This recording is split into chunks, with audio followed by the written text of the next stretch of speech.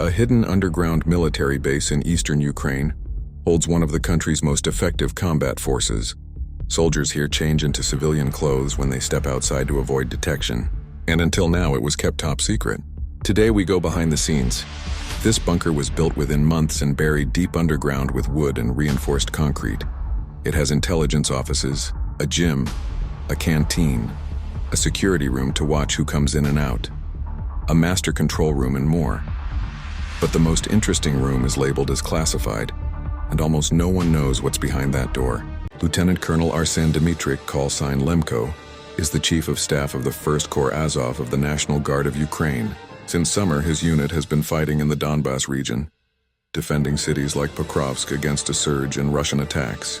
We aim to destroy as much of the enemy as possible, Lemko tells us. Will we take losses? Yes. Will it hurt? Absolutely.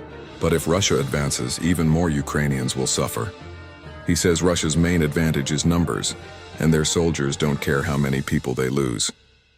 From August to November alone, Ukraine estimates 17,000 Russian soldiers were killed or wounded in this area. Lemko goes on to say Ukrainian forces are using drones, artillery, and coordinated tactics to halt Russian advances. Even Russian soldiers on motorbikes have been stopped by Ukrainian fire.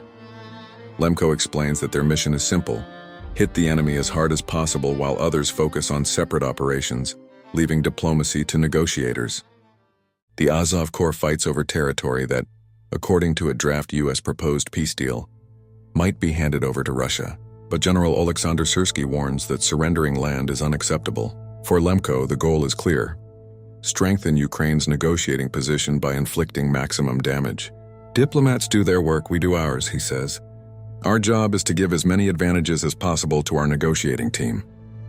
Lemko also warns Europe about the rise of hybrid warfare like cyber attacks, sabotage, and mysterious drone sightings that could escalate into full-scale conflict. Ukraine's experience shows that failing to counter these attacks early can lead to physical invasions, as happened in Crimea in 2014 and again in 2022.